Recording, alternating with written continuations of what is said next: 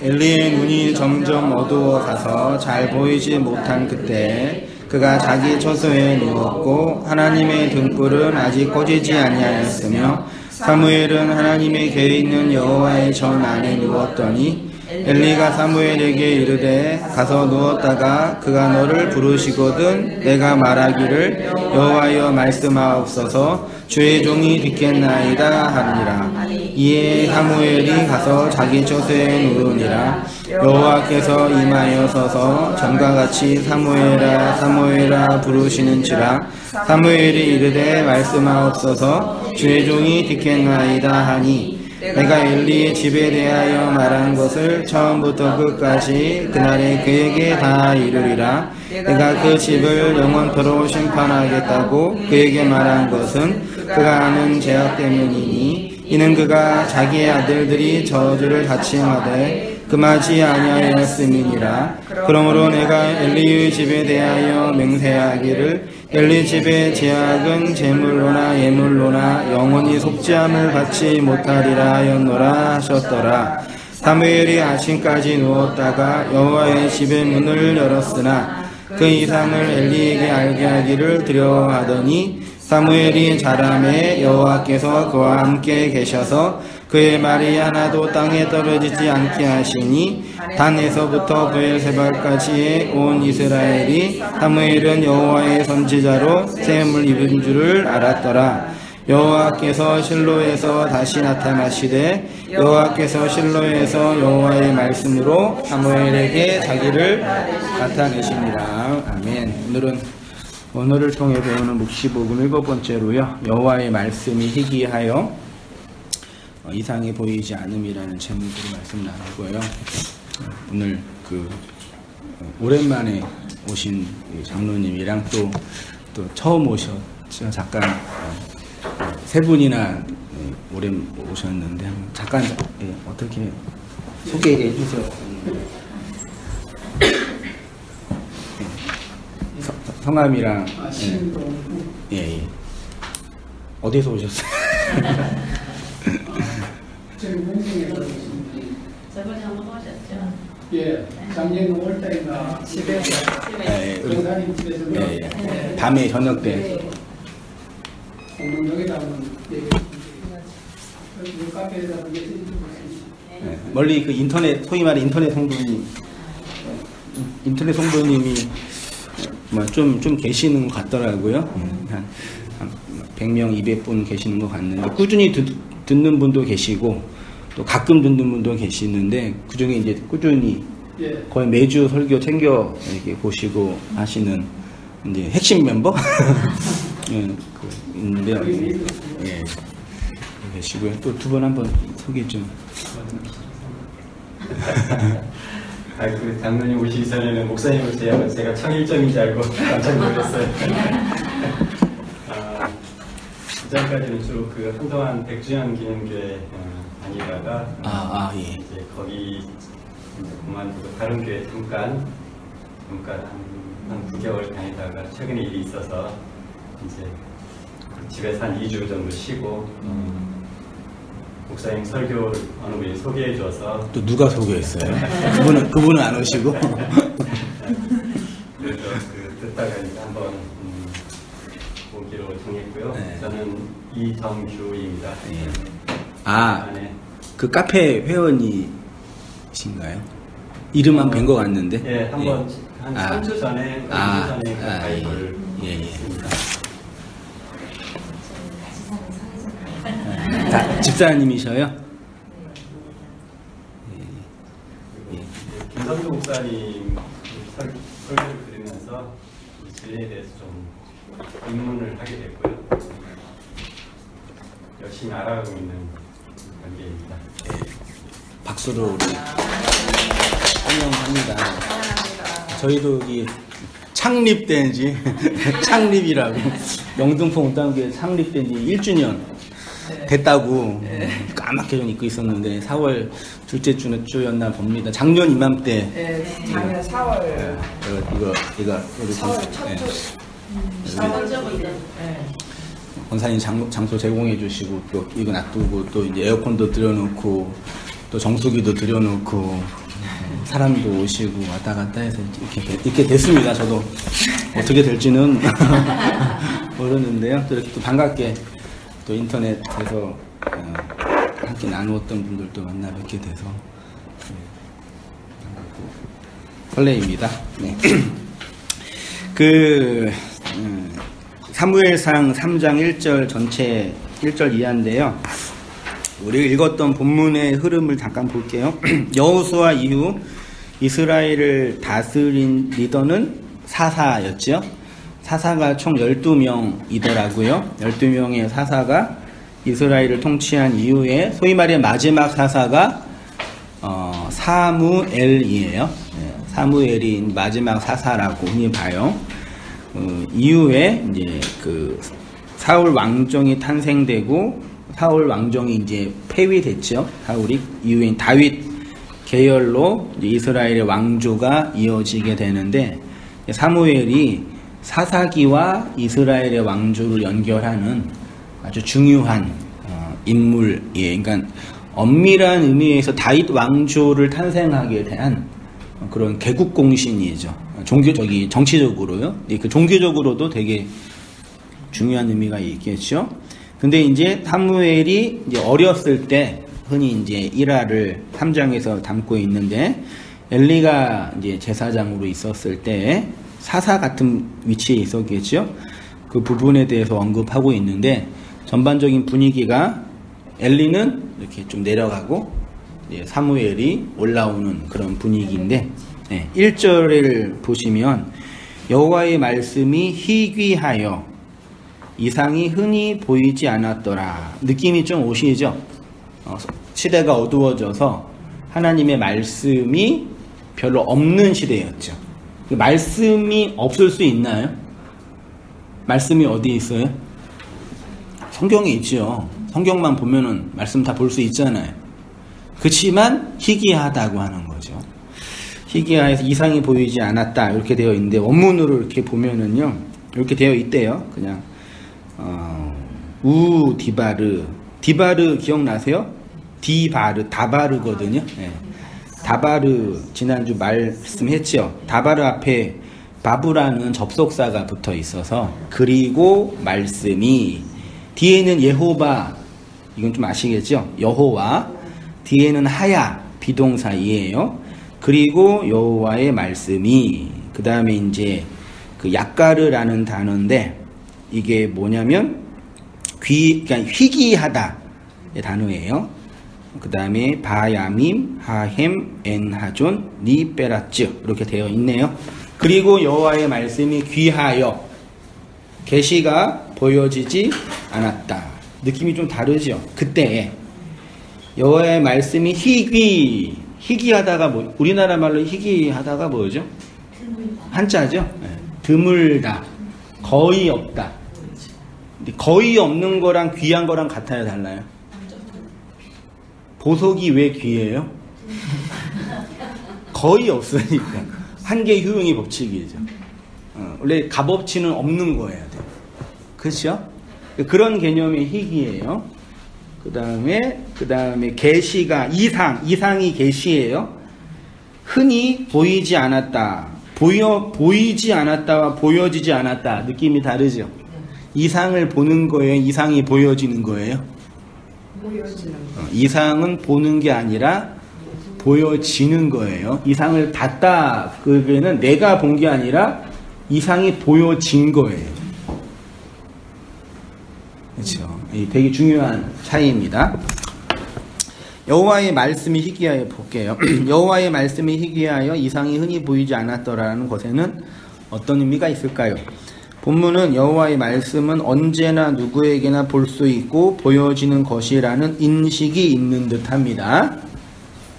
그런데 희귀하여라고 번역된 야카르가 보석이나 오타예요. 보석이나 보물과 같은 가치 있는 것을 가리킬 때 사용된 단어예요. 밑에 각주 6번에 사무엘하 12장 30절 이하에 그 왕의 머리에 보석 있죠. 보가 야카르고 석은 돌이에요. 그렇죠? 예, 밑에 또 왕상 5장 17절에 이에 왕이 명령을 내려 크고 귀한 돌. 귀한 돌이 뭐라고요? 그게 보석이죠. 그렇죠? 그게 야카르예요. 그러니까 엘리가 다스리는 그때에만 여호와의 말씀이 귀한 것이 아니라 원래 말씀이라는 것 자체가 귀한 보석이다. 뭐죠? 그냥 드물다. 희소성이 있다. 네. 이 야카르 단어가 사용된 부분에서 제 마음에 다가왔던 부분이 시편 116편 15절 같이 한번 읽어보겠습니다. 시작. 그의 경건한 자들의 죽음은 여호와께서 보시기에 귀중한 것이로다. 경건한 자들의 죽음은 여호와께서 보시기에 귀중한 것이다. 무슨 의미 같아요? 성도의 죽음을 하나님이 귀하게 보시는 거예요? 그러면 안성도의 죽음은 하찮게 보시는 걸까요? 죽었는데 귀한 게 뭐 개똥밭에 불러도 이승이 났다면서요. 우리는 아닌가요? 저승이 났나요? 그 죽음이라는 개념을요, 저승의 개념으로 보시면 안 돼요. 오늘이 부활절이잖아요. 오늘이 부활절이에요? 네. 부활절 헌금 준비 안 하셨어요? 아유, 달걀살 먹을 걸. 진짜 까먹으셔. 아니, 교회 여기 다니다가 교회 플랜카드 안 보세요? 못 봤어요. 참 이상한 분들이시네. 전혀 몰랐어요. 뭐 다 큰 교회 부활절 연한 예배 드릴 거 아니에요. 오늘 다 많이 드렸을 텐데. 만우절이네요. 그 부활절이 예수님이 죽어서 부활한 그 절기를 기념하는 건데, 그게 이제 우리가 나중에 육체가 죽어서 영으로 부활한다는 그 개념으로만 이해하고 있는데, 사실 성경이 말하는 부활은 그런 개념을 부정하는 건 아니지만 1차적으로는 아나스타시스라 그랬잖아요. 진리로 똑바로 세워져 있는 그 현실이 부활인 거지. 나중에 내가 죽었다가 다시 태어났는데 그게 우리 위로는 돼요. 몇 주 전에 제 신학교에 CC 동기가 강주에서 이렇게 목회하고 있는데 딸이 우리 담비처럼 7살인가 그래요. 근데 갑자기 소아암으로 이렇게 그냥 며칠 만에 죽었어요. 거의 이제 힘든 상태겠죠. 그래서 이제 그 우리 친구 이제 그 페북에 천국으로 가서 그날을 기다린다 그러는데, 우리의 그 막연한 그 사랑하는 사람의 그 분리와 떨어짐에 대한 그리움의 어떤 상징으로 좋은 곳에 갔다, 나중에 만날 수 있다, 위로를 받는 거지. 그 위로가 되겠죠. 겪어봐서 않아서 좀 모르겠지만 그런 위로와 우리의 삶의 현실은 다른 거거든요. 그 없는 것에 대한 부재가 오는 고통을 이제 계속 이제 말하자면 경험하겠죠. 그러니까 죽어서 뭐 되는 그런 것은 인간의 심리적 위로지 현실은 아니에요. 그렇죠? 우리가 믿는 기독교의 교리가 나중에 죽어서 어떤 위로를 얻는 차원의 교리일 수는 없는 거란 얘기죠. 그런 의미에서는. 부활도 그렇고 죽음도 그래요.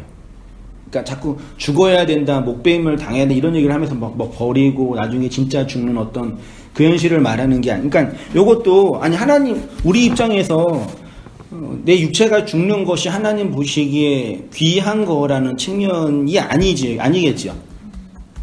그렇죠? 네. 보세요. 정리해 놓은 게 이 페이지 왼쪽에 있네요. 귀중한 것이로다가 야카르예요. 보석. 소중한 거. 다시 말해 거룩한 자들의 죽음이 보석인데, 직역하면 거룩한 자들의 그 죽음. 거룩한 자들의 그 죽음. 그게 무슨 죽음이겠어요? 거룩한 자의 죽음. 성도가 이렇게 죽는 게 거룩한 죽음이 아니에요. 그냥 육체가 끝나는 거고, 그거는. 거룩한 성도의 죽음은 말씀으로 말미암은 죽음일 거 아니에요. 우리가 흔히 이제 표현은 뭐 다나토스의 죽음 뭐 이렇게 표현하는데, 무투의 죽음이라고 하는데, 말씀을 담고 있는 교회의 죽음. 예? 그 죽음이 여호와의 그 눈 안의 보석이에요. 눈은 아인이에요. 아인은 샘물, 말씀, 인식의 창을 비유하고요. 전치사가 앞에 배가 있으니까 여호와의 그 눈 안의 보석. 거룩한 자의 죽음이 그거예요. 거룩한 자들, 곧 말씀으로 그 속에 샘물이 흘러나오는 성도의 현실이 죽음인데 그게 보석이다. 그러니까 이 말씀은 하나님의 성도들의 죽음을 보시면서 귀중하다 그러는 게 아니라 물리적 의미의 죽음이요. 성도에겐 말씀으로 말미암는 죽음이 있죠. 뭔지는 다는 모르시지만 그게 이런 거라는 건 알고 계시죠. 감지하실 거 아니에요? 그 죽음이 여호와의 눈의 보물이란 얘기죠.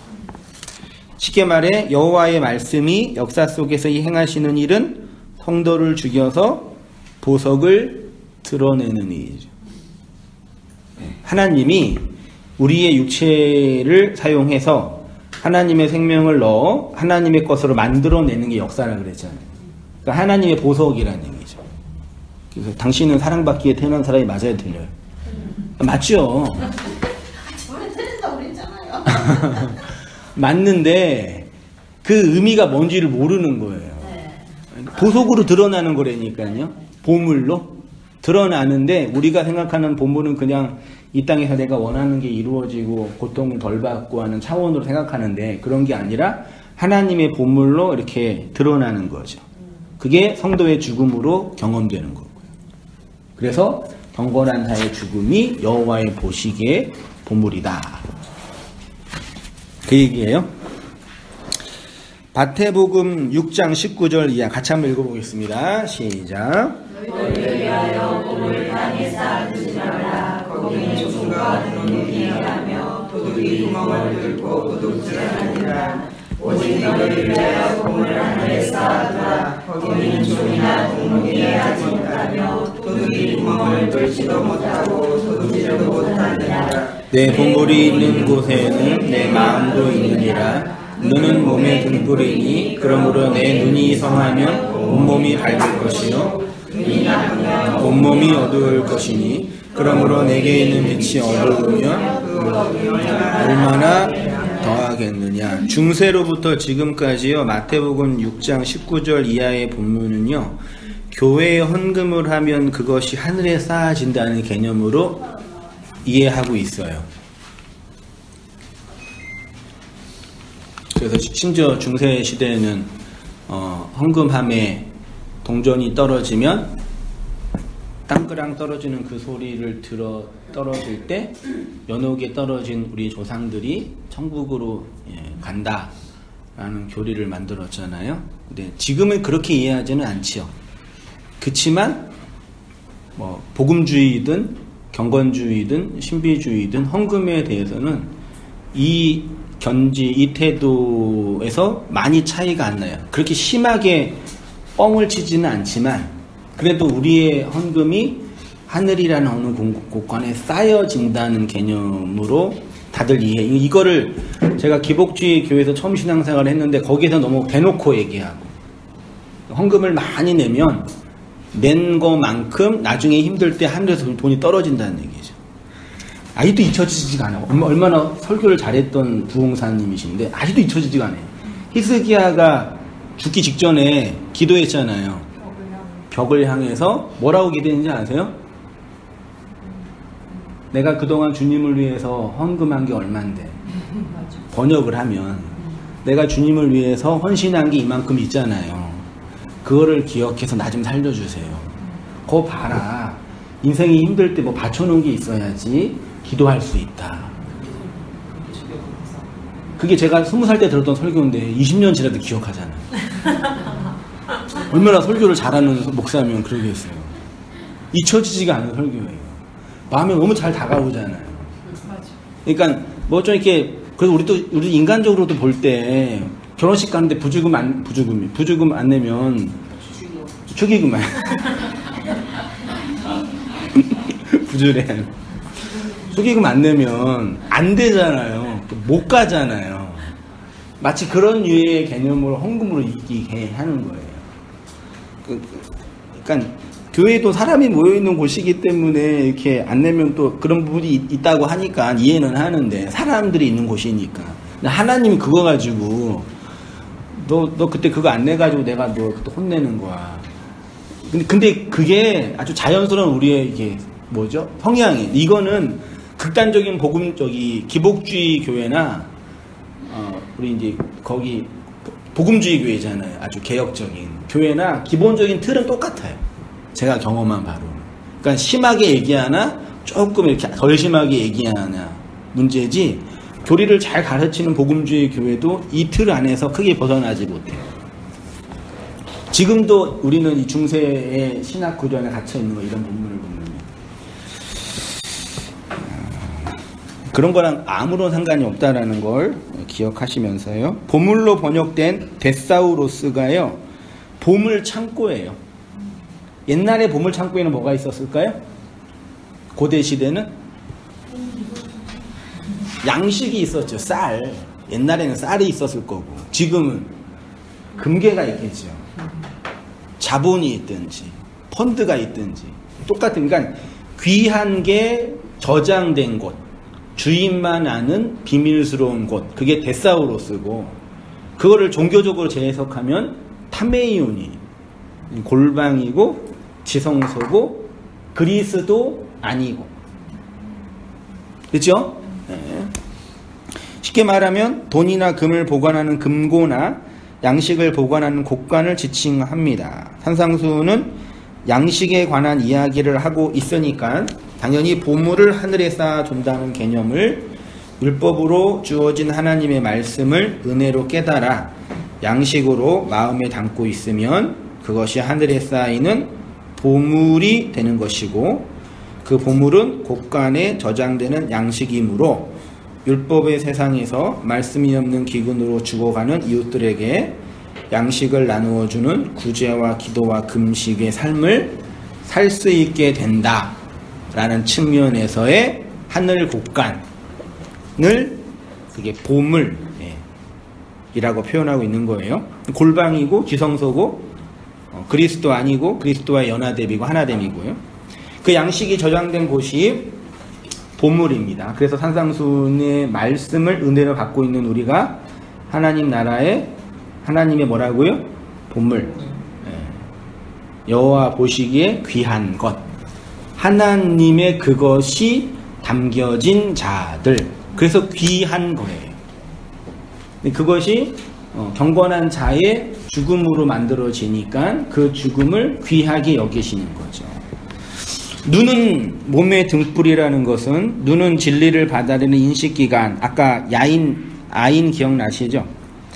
하나님의 말씀을 잘 받고 이해하여 어두운 세상을 밝히는 등불이 되어야 된다는 것입니다. 이 등불은 성막의 지성소를 밝히는 등불로서 하늘의 양식으로서의 떡상과 예수님의 대속적 사역으로서의 분향단이 어디에인지 알게 합니다.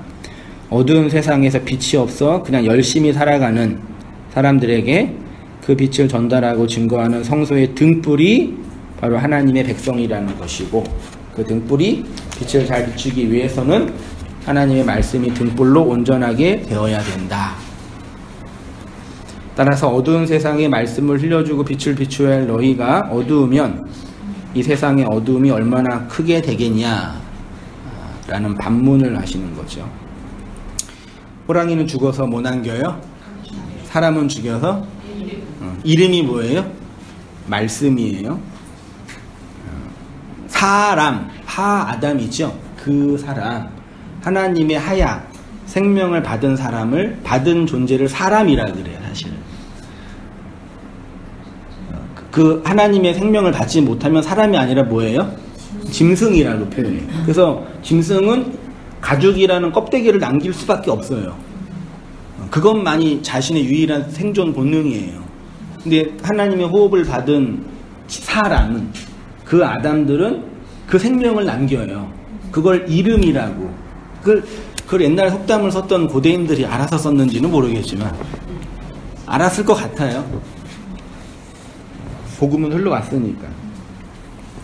그게 보석이라고 말하죠.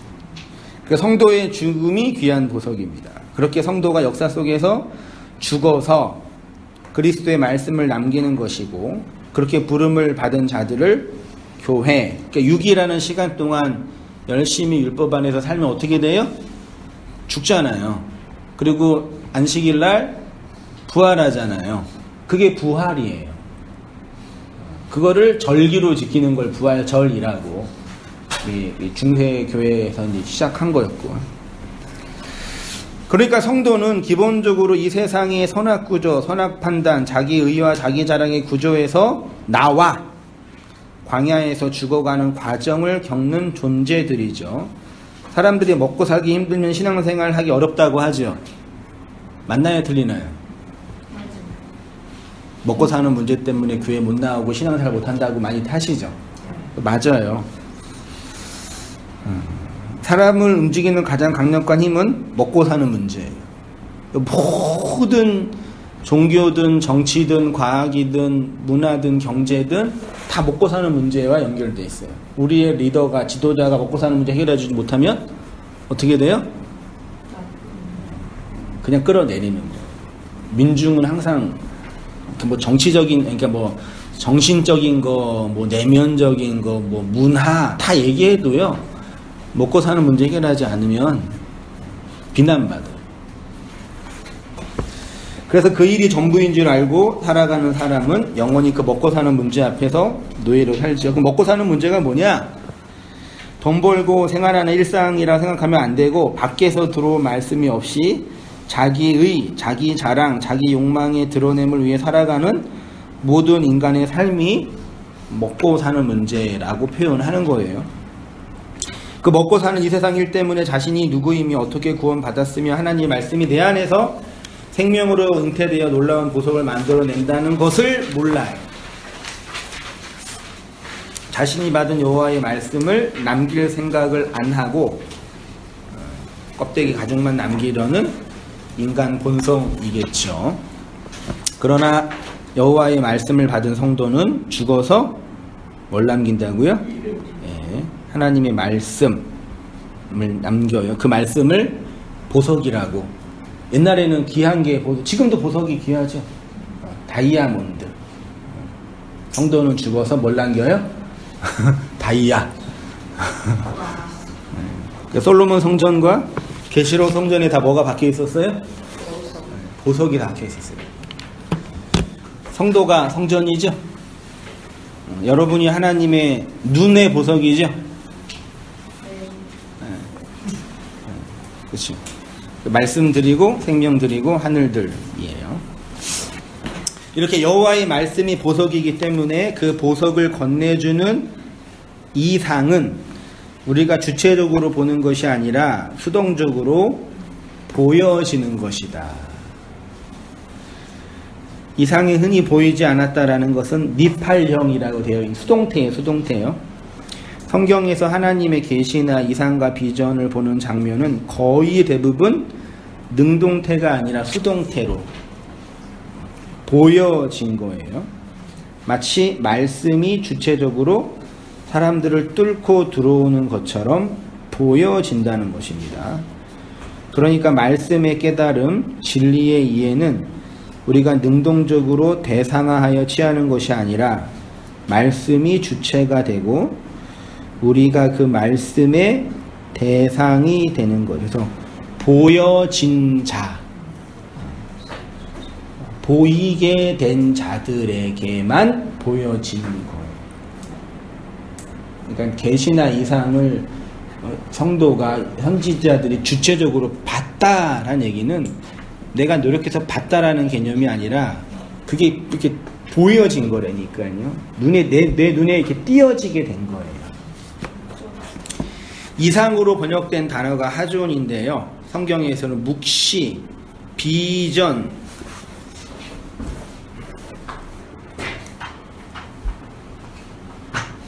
펜을 갖고는 까먹었네.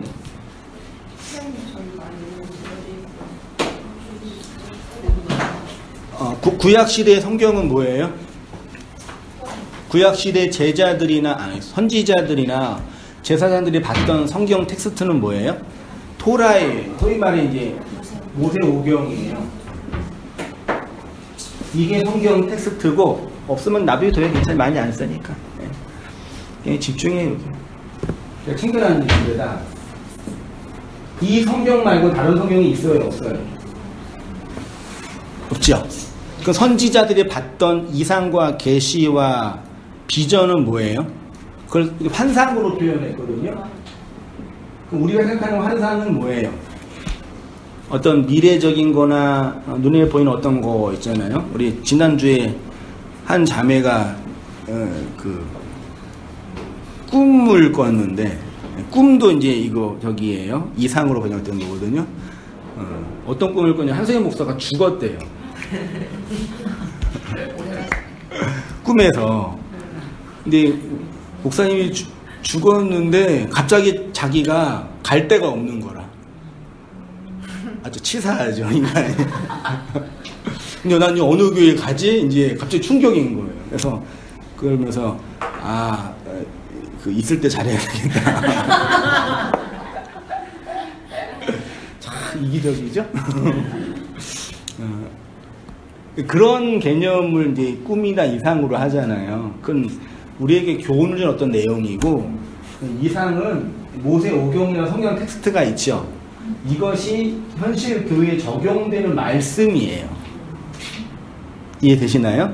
그러니까 하나님의 말씀이 우리의 역사 속에서 경험되는 그 현실을 묵시, 하존 등등으로 번영된 거예요. 그러니까 선지자 시대에 어두운 시대에 계시가 없고 묵시가 없고, 여기 잠언 29장 18절 보시면 묵시가 없으면 뭐래요?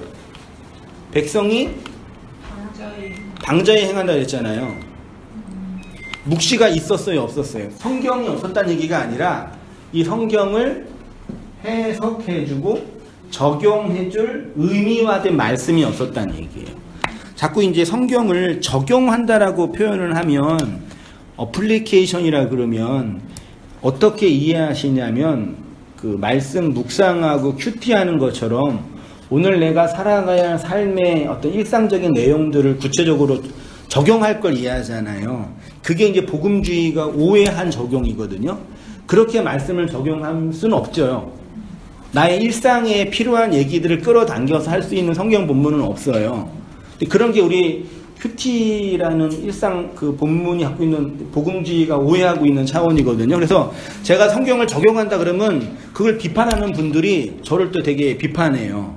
제가 말하는 적용은 뭐냐면, 모세오경이나 복음서는 그때 그 말씀이잖아요.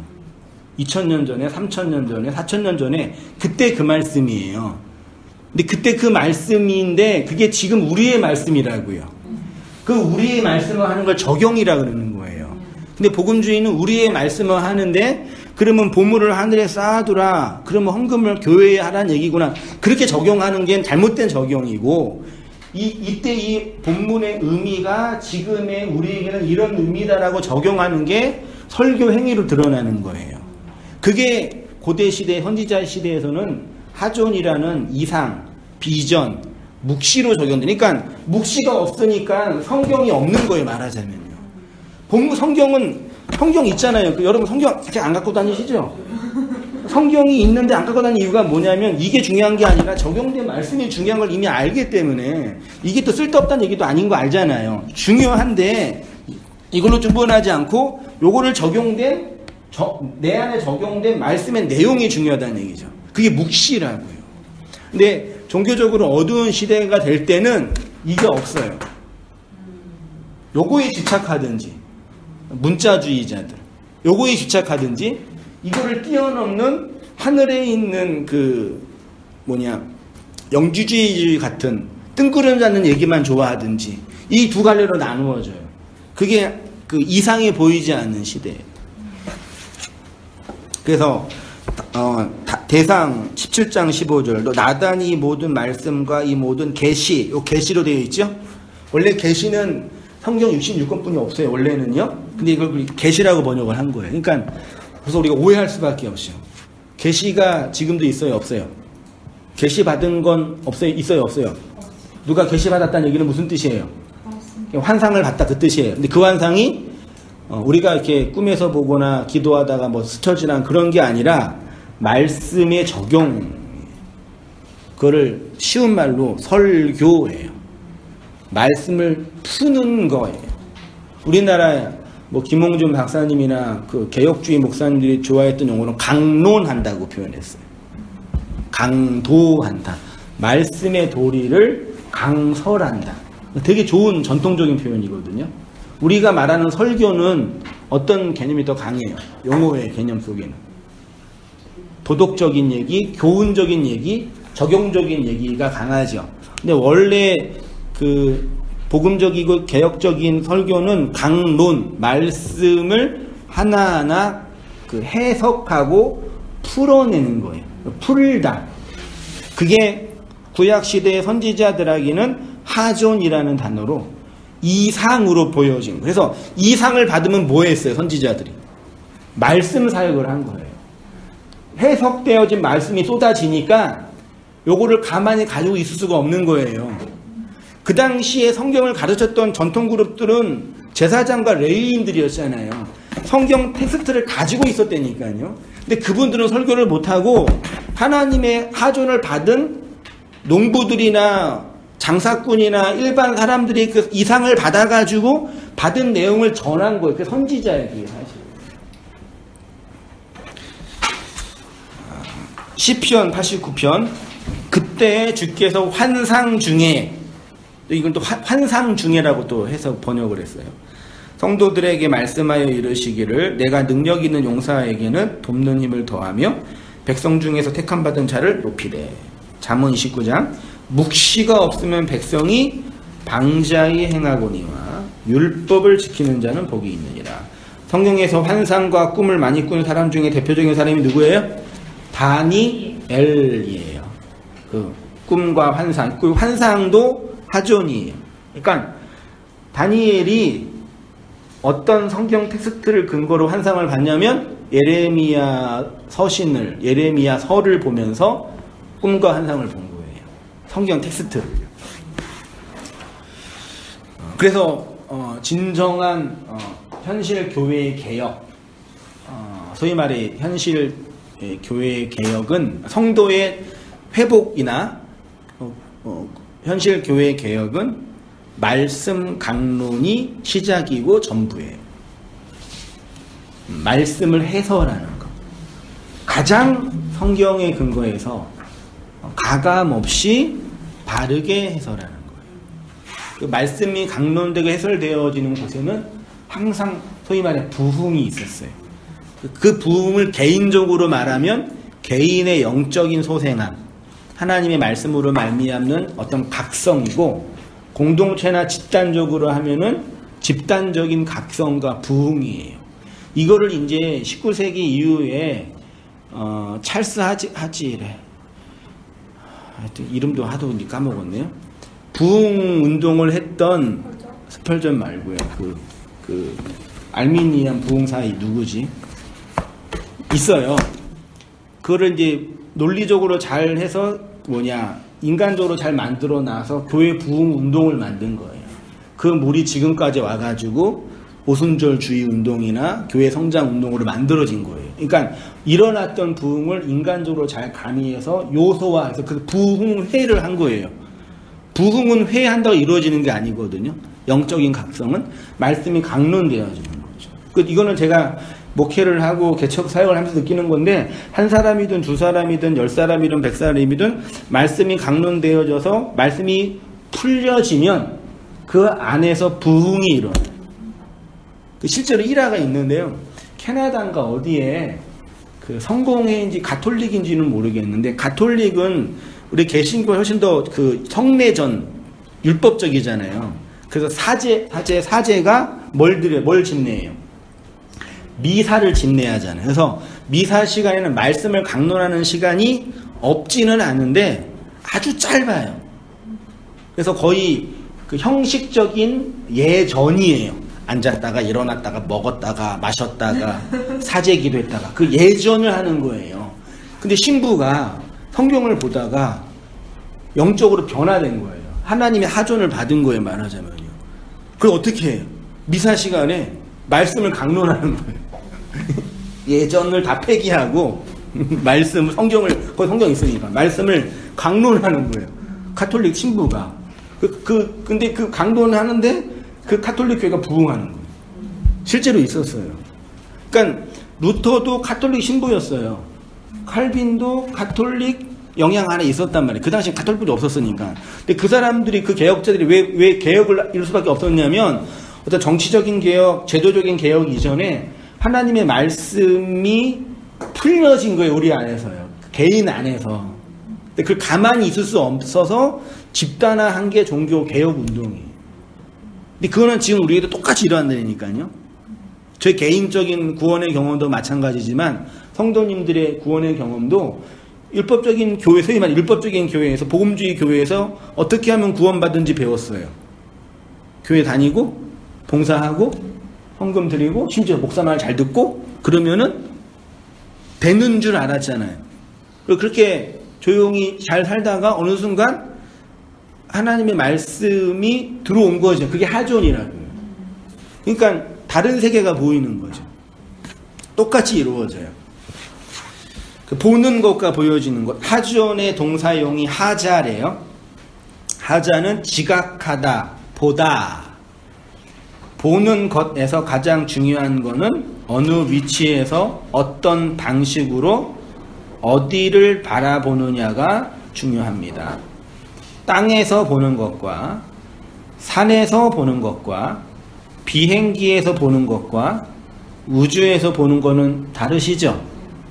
아침에 보는 것과 낮에 보는 것과 저녁에 보는 것도 다르죠?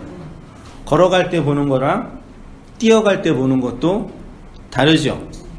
똑같은 설교고 똑같은 본문이지만 나의 영적인 상태와 내면적인 수준에 따라서 본문이 보여지는 게 달라요. 성경에서 성막에서 문이 3개 있거든요. 다 우리 성막과 성전 얘기하는 거예요. 동서남북이죠. 이렇게 있어요. 동쪽에서 이렇게 있잖아요. 들어가잖아요. 첫 번째 문이 어디예요? 여기 양의 문. 두 번째 문이 성소문. 세 번째 문이 휘장이에요. 첫 번째 문 통과하고 두 번째 문 통과하고 세 번째 문 통과하죠. 이 문과 이 문은 들어가는 문이에요. 근데 마지막 문은 뭐 하는 문이에요? 들어가고 나오는 문이에요. 그래서 복은 어떻게 받아요? 들어가서 나와서 복 받는 거예요. 여기는 들어가는 문인데 실제로 여기에 문은 있어요, 없어요? 실제로는 그냥 이렇게 커튼이에요. 들어가면 별거 있어요? 그냥 내가 문을 통과했다 그런 게 그냥 어떤 큰 차이 그냥 나누어진 어떤 근거지 들어갔다 나왔다 그런 개념이 없다니까요. 이 문이 3개가 있다면 여기에서 바라보는 것과 여기에서 바라보는 것과 여기에서 바라보는 것은 달라요. 네. 그 문 어느 문에 있냐? 이게 뭐 첫째 날, 다섯째 날, 여섯째 날, 일곱째 날이라고 또 표현했는데 첫 번째 문을 통과할 때 보여지는 것과 두 번째 문을 통과할 때 보여지는 것과 세 번째 문을 통과할 때 보여지는 것은 깊이와 넓이와 높이가 다르지요. 그래서 바울이 빌립보서에서 에베소서인가? 예. 그 너비와 길이와 높이와 깊이가 어떠함을 뭐예요? 깨달아. 그런데 양의 문과 회막문은 들어가고 나오는 문인데 지성소의 휘장은 나오는 문이에요. 무엇이 되어서 나오는 문이에요. 휘장이에요. 사무엘상 3장에 엘리와 사무엘이 자는 장소가 나오는데 엘리는 어디서 잤어요? 자신의 처소에서 잤대요. 사무엘은 지성소에서 잔 걸로 여겨져요. 그래서 목사들이 어디에서 강단에서 나는 지금도 잊혀지지가 않아요. 그 트라우마나 봐. 전도사 때였는데 전도사가 교회 그래서 설교하는 게 되게 큰 영광이잖아요. 영광이에요. 여러분 아니겠지만. 근데 그 목사님이 원래 아무리 조그만 교회도 강단이 몇 개 있어요? 2개. 2개 있어요. 희한해요. 아래 강단이랑 윗 강단이고, 지금도 보수적인 교회는 윗 강단에 여자가 올라가면 안 돼요.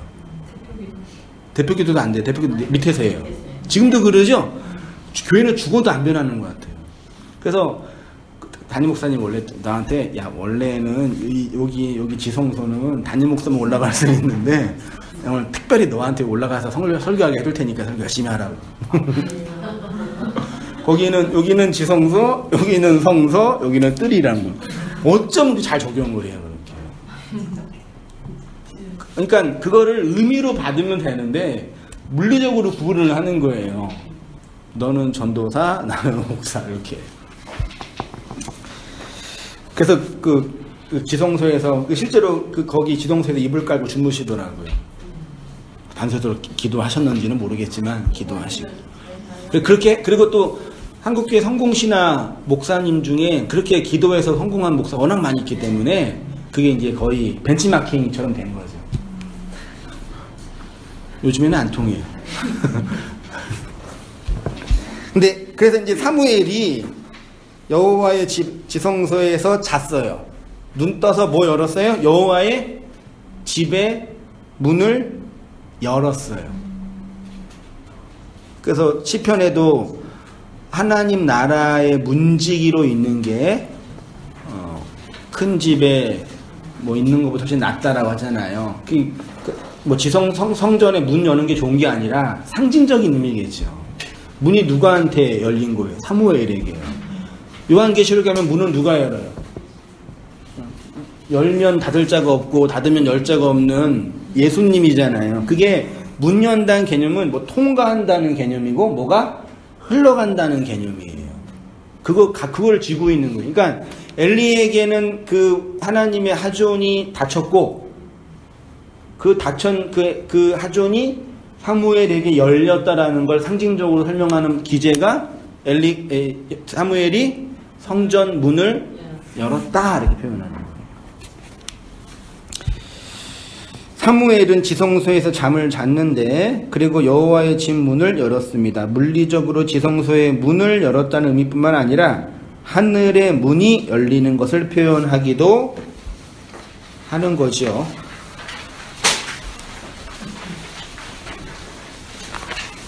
여호와의 집 문이 열리니 이상이 보여졌습니다. 말하자면 하늘의 문이 열렸다는 것을 사무엘이 여호와의 집 문을 여는 것으로 표현했죠.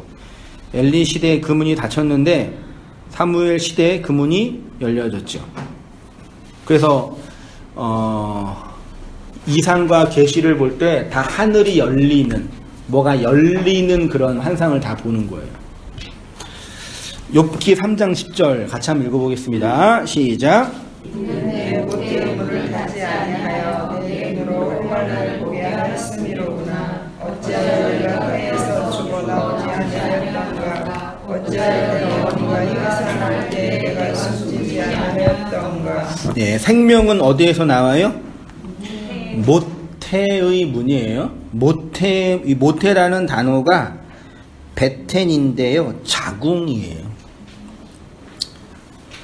자궁에서 몇 달 있어요? 10달. 10을 다 차야지 생명이 나오죠. 그거를 예수님은 거듭남이라고 표현을 해주죠. 그러니까 문을 통과해야지 생명이 되는 거예요. 그 얘기예요. 자궁에서 열이라는 율법의 때가 다 차야 생명이 나오는 것입니다. 쉽게 말해 우리 자신의 마음의 문이 열려야 진짜 하늘의 생명을 가진 자가 된다는 것입니다. 열이라는 율법이 다 차면 어디에서요? 내 안에서요. 내 역사 속에서 우리의 마음의 문이 열려 그 문에서 진리의 생명이 흘러나오죠. 이렇게 마음의 문이 열린 자에겐 말씀의 생명, 그리스도의 생명이 흘러나오는 거죠. 사람의 마음에 있는 모략은 깊은 물 같으나, 성경에서 물은 말씀이에요. 그럴지라도 명철한 사람은 그것을 뭐예요? 길러내죠. 요 길러내다가 달라라는 동사예요. 달라. 밑에 16번 각주 넣었어요. 끌어당기다. 길러, 우물에서 끌어올리다. 뭐 이렇게 끌어올리는 게 달라인데, 이것의 명사형이 델레트예요. 델레트가 뭐예요? 그게 문이에요. 문을 통과하는 게 끌어올리는 거예요. 그래서 시편 읽으면 맨날 문에 들어가라, 문에서 나와라, 그렇게 맨날 해요. 문에 들어가라, 문에 들어가야지 산다, 그렇게 맨날 하거든요. 그게 델레트가 문에 들어가라는 뜻이다. 델레트가 문이라는 명사, 예, 달라는 이렇게 끌어올리다라는 동사예요. 그 문에 들어가라는 의미가 내포되어 있는 거겠죠. 문을 통과하는 것이 물을 길러내는 거죠. 이 문을 통해서 물을 들어 올리는 것입니다. 구원의 모략이 물로 우리에게 주어졌는데, 명철한 사람, 즉 하나님의 지혜를 받은 사람은 구원의 묘락을 물로 길어냅니다. 그래서 예수님이 말씀하신 것처럼 그 배에서 생수의 강이 흘러나오게 되죠. 지성소는 어디 있어요? 내 안에. 골방은 내 안에. 다 우리 안에 있어요. 근데 그게 차야지 생명이 되는 거예요. 그러니까 강팍한 사람은 마음의 문이 닫혔다고 표현하죠. 그리고 부드러운 사람, 가난한 사람 마음이 열렸다고 표현하는 거죠. 그러니까 지성소의 은밀한 곳이 우리 안에 있다고요. 그래서 나를 믿는 자는 그 이름과 같이 어디서요? 배에서. 인간의 욕망의 가장 그 기죠. 배에서 생수의 강이 흘러나온다고 표현해요. 예수님이 십자가에서 죽으실 때 지성소의 휘장이 찢어졌죠. 어디에 있는 휘장이 찢어진 거예요? 예수님 당대의 지성소는 어디에 있어요? 예수님 당대의 지성소는 어디에 있었어요? 성전이 어디 성전이에요? 예수님 당대의 성전은 무슨 성전이에요? 역사적으로 최초의 성전이 누구 성전이에요? 솔로몬. 무너졌죠. 두 번째 성전은 수룹바벨. 이렇게 성경을 공부 안 하니까 아우. 수룹바벨 성전을 에스라가 재건했잖아요. 수룹바벨 중심으로. 그것도 무너졌잖아요. 세 번째 성전이 뭐예요? 네, 헤롯 성전. 장로님 역시 다르죠. 헤롯 성전을 보고 예수님이 헐라 그랬잖아요. 내가 사흘 만에 생다. 예수님 당대의 성전은 무슨 성전이에요? 헤롯 성전이에요. 그게 진짜 성전이에요? 그건 헤롯이 정치적으로 이용하려고 지은 성전이에요. 그 안에 법궤 있어요, 없어요? 법궤는 언제 없어졌어요? 사무엘 때인가? 뺏겼잖아요. 그리고 바벨론 포로 때 없어졌을 거 아니에요. 법궤 지금 없어요. 법궤가 없는 곳에 지성소가 있어요, 없어요? 헤롯 성전이 거의 유사하게 지었어요. 유대인들한테 좀 잘 보이려고. 그래서 똑같이 돼 있어요. 기본 성전처럼 이렇게 3단계로 되어 있는데, 이 지성소는 지성소와 성소를 나누는 기준이 뭐예요? 법궤예요. 법궤가 그 당시 있어요, 없어요? 없었단 말이에요. 그럼 본문에 어디야? 마태복음 20장 50절에 예수님이 죽으실 때 지성소의 휘장이 찢어졌다면서요. 어디가 찢어진 거예요? 아니, 이 성전이 없다니까요. 실제로 헤롯 성전이 찢어졌을까요? 아니, 그 성전은 하나님 보시기에 진짜 지성소가 아니라니까요. 맨 처음에 솔로몬 성전에 지성소 끊어졌어요? 이해 안 되세요? 예수님이 십자가에서 죽었잖아요. 죽을 때 본문이 뭐라 그러세요? 성소 휘장이 위로부터 아래까지 찢어져 둘이 되고 그랬죠? 이거 역사적 사실이죠? 그 어디가 찢어진 거냐고요?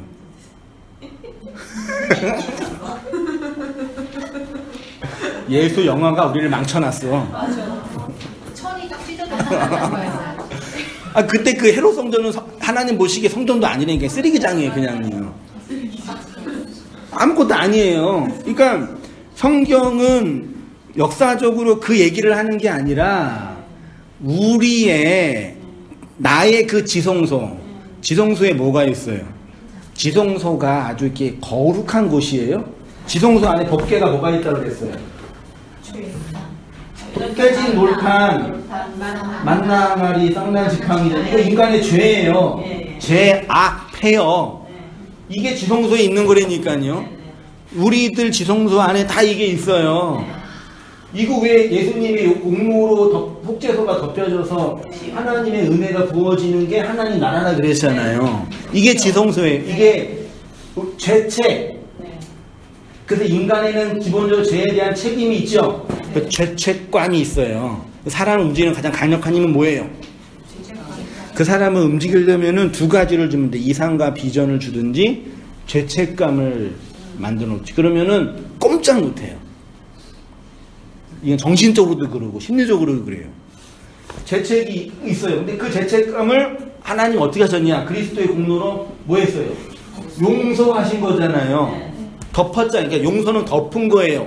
없앤 게 아니라. 덮으니까 그 안에 하나님의 은혜가 피어오르잖아요. 이 얘기예요. 그럼 그리스도의 십자가의 은혜가 우리 안에 부어지려면 내 지성소, 제가 디글디글한 폐역과 죄책감이 가득한 그 지성소가 보여야죠. 그게 골방이라니까요. 그게 은밀한 방이고, 그게 침실이고, 그게 지성소고. 그래서 찢어진 거예요.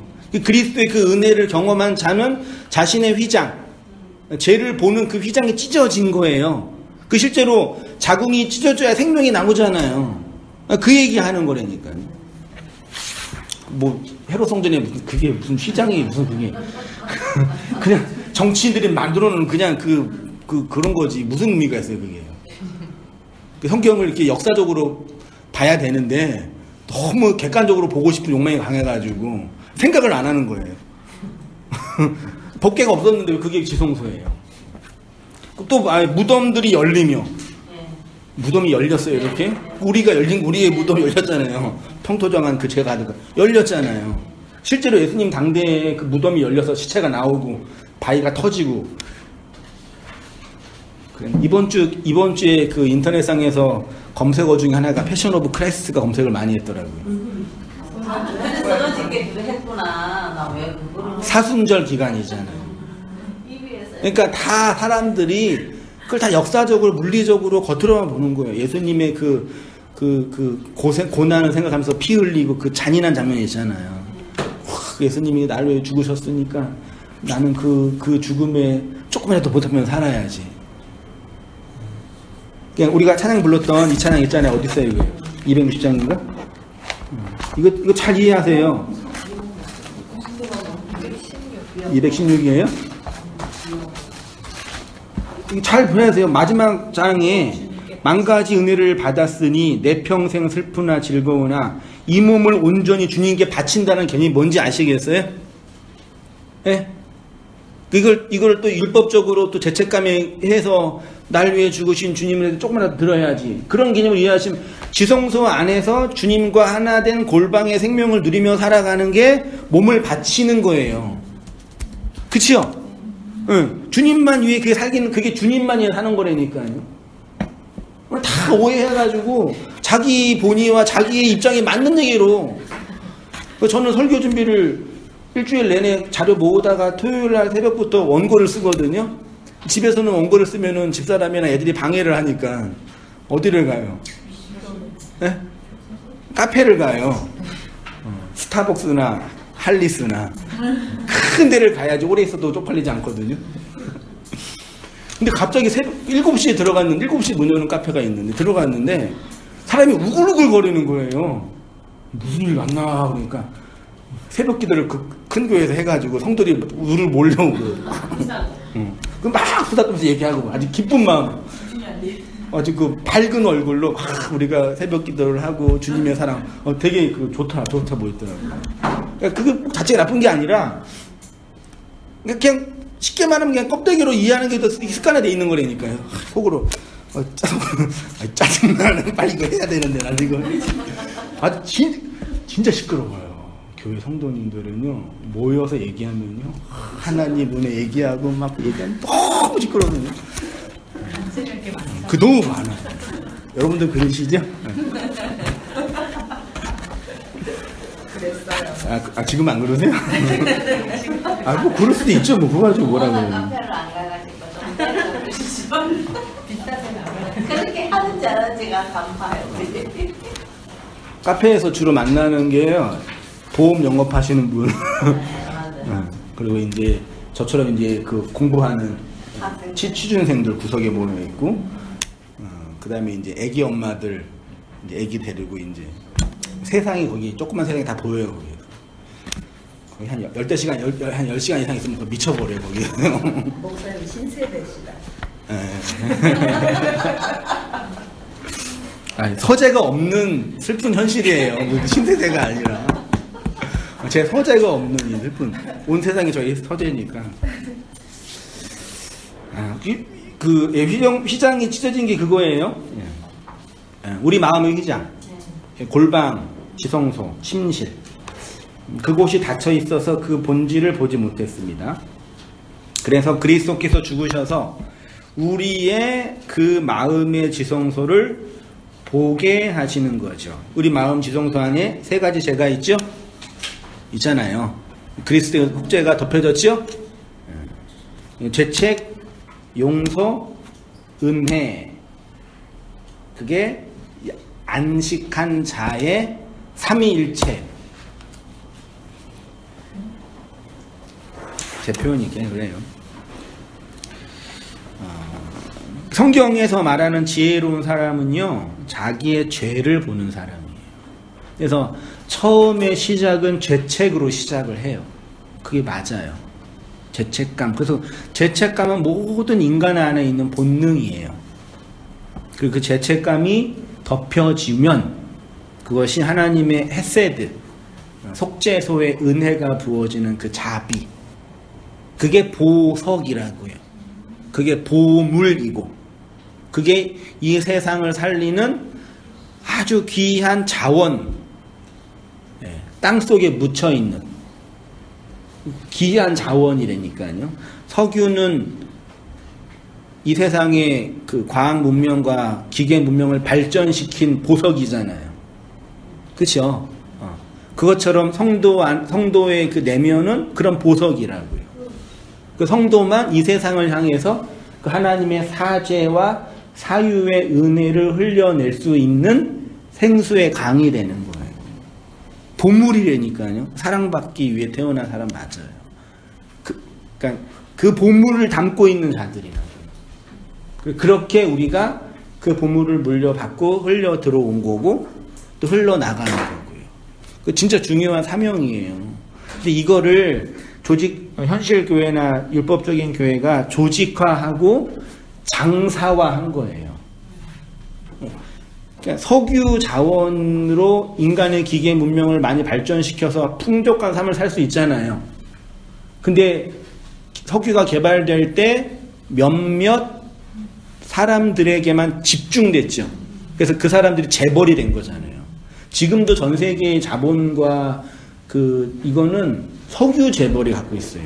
중동의 오일머니, 미국의 그렇게 교회에서 존경하는 누구예요? 11조의 마왕. 워너메이크 말고 카네기가 미국 유전의 80%인가 70%를 갖고 있었대요. 독과점이잖아요. 그러니까 돈을 안 벌 수가 없는 거예요. 그렇게 한 사람들에게 집중화돼서 그게 이제 어떤 권력과 헤게모니가 돼서 그거 가지고 지금도 이 세상이 싸우고 벗고. 그러니까 우리가 이 세상의 정치 문제나 연예계나 모든 거는요, 근본으로 들어가면 자본이에요. 누가 돈을 많이 가지고 있냐, 조금 가지고 있냐, 누가 그걸 그냥 집단으로 갖고 있냐, 풀어내냐, 그 싸움 다 속에 들어가면 다 그 싸움이에요. 그걸 이제 정치인들이 점잖게 넥타이 매고 협상을 하는 거예요. 얼마큼 할지. 그게 이 세상의 문명의 핵심이라니까요. 근데 우리는 종교 문명 속에 있는 자들이니까 그거를 종교의 리더들이나 영웅들이 조직화하고 체계화하고 율법화해서 그걸 매뉴얼화한 거예요. 가톨릭을 제일 잘했고 개신교도 그 교회 안에 있으니까 잘 만들어서 이렇게 사람들한테 그 유전의 그 본질은 얘기 안 하고 적당하게 풀어서 이렇게 주면서 위로도 주고 힘도 주는 거. 근데 그게 아니라 여러분 자신이 그 지성소래니까요. 유전 터져 나오는 생수예요. 마음이 강팍한 사람은 이 문이 닫혀 있는 사람입니다. 자신의 죄와 악이 무엇인지 모르니까 계속 강팍하게 있는 것입니다. 예수님이 그런 자들을 향해서 계시록 33장 20절 같이 읽습니다. 시작. 볼지어다 내가 문 밖에 서서 두드리노니 누구든지 내 음성을 듣고 문을 열면 내가 그에게로 들어가 그와 더불어 먹고 그는 나와 더불어 먹으리라. 이게 무슨 교회에게 준 메시지죠? 사대교회인가? 그거 나중에 보세요. 문 어디 문? 지성소 밖에 문. 예. 여기 문에서 여기 있는 거예요. 그 예수님이 들어가야지 뭐가 돼요? FPN 하나가 되는 거죠. 그 얘기 하는 거예요. 먹고 먹여서 양식이 나오잖아요. 보석, 보물이. 그리스도와 하나 되는 문이 어떤 문이겠습니까? 지성소의 문입니다. 예수님이 지성소 밖에 있다라는 것은 우리가 지성소 밖에 있다라는 거죠. 아직 우리 마음의 문, 깊은 무저갱의 문이 열리지 않아 그 생명으로 하나 되지 못한 상태이지요. 그러나 찢어진 휘장으로 그리스도와 하나 된 자에겐 자신의 마음의 깊은 것이 밝혀졌기 때문에 그리스도와 연합하여 생명을 흘러내는 자가 됩니다. 그러니까 이게 점진적으로 확장돼서 밝혀지는 거예요. 그러니까 설교가요, 결국 설교는 성경의 얘기를 강론하는 거잖아요. 성경은 하나의 얘기를 하고 있는 거잖아요. 그 설교도 성경을 강론하는 거라면 하나의 얘기를 하는 거예요. 그래서 그 목사님들 중에, 그러니까 어떤 목사님 비판하는 게 아니라 목사뿐만 아니라 철학자나 학자들이나 사상가나 연예인들도요, 자기의 그릇이 있어요. 그 그릇은 뭐냐면 이 세상을 해석하는 능력이에요. 그래서 신인 가수가 노래하는 거랑 조용필이 노래하는 거랑은 같은 노래지만 다르잖아요. 그거는 노래에 대한 해석 능력이 다르기 때문이에요. 그러니까 설교가 똑같다는 얘기는 토시 하나 틀리지 않고 똑같은 반복된다 얘기라는 측면에서 똑같은 거예요. 그렇게 설교를 똑같이 들으면은 되게 마음이 답답하고 힘들잖아요. 목사님 똑같은 얘기한다. 근데 한 사람이 낼 수 있는 설교의 그 그릇은요, 그 사람의 이 세상을 바라보는 수준과 성경을 해석하는 수준에 다 결정돼요. 그래서 어떤 본문을 하든 그 사람의 설교는 그 사람 자신이에요. 그러니까 설교가 새로워진다는 얘기는 본문을 바꿔서 연구를 많이 한다는 개념도 포함되지만 이 세상을 바라보는 해석 수준의 깊이가 깊어져야지 설교나 말씀을 해석하는 수준도 깊어져요. 그래서 똑같은 본문이지만 똑같은 설교가 아닌 거죠. 여러분 이해되시죠? 저도 개척하고 4, 5년 지나고 있는데 초창기 때 했던 설교랑 지금 진행한 설교가 달라요? 계속 들었잖아요, 그 사람은. 달라요.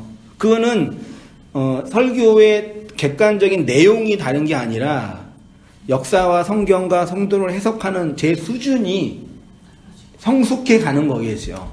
근데 그거는 저만 그러는 게 아니라 말씀을 듣고 그 말씀 속에서 해석하는 성도님들의 수준도 달라요. 그래서 어차피 설교는 성경이라는 전체 한 권을 가지고 역사를 품고 해석하는 방식이에요. 그래서 하나의 얘기고 똑같은 얘기인데 왜 이게 항상 새롭냐면 깊이와 넓이와 높이가 우리 안에서 바뀌어지기 때문에 이해하는 폭이랑 전달되는 폭이 바뀌어지는 거예요. 그런 의미에서의 풍성함이. 근데 이게 없이 심지어 어떤 목사님은 제가 경험했던 목사님들은요, 자신의 설교 원고가 있어요. 목사가 일주일에 한 번 설교하면 1년이면 몇 번 설교해요? 52번 하죠? 수요 예배하면 104번 하죠. 그래서 1년 동안 한 설교를 딱 텍스트를 정해놔서 이 끄집어내서 그거 하고 집어넣고 또 끄집어놓은 거예요. 이거를 3년 주기로 바뀌는 분도 계시고 1년 주기로 바뀌는 분도 계시고 5년 주기로 바뀌는 분도 계세요.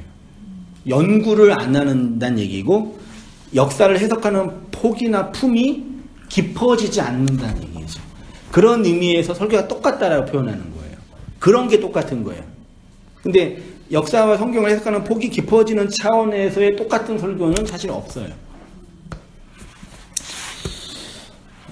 그래서 우리도 이 골방 안에서 그리스도를 바라보는 관점과 풀어내는 관점이 더 이렇게 뭐예요?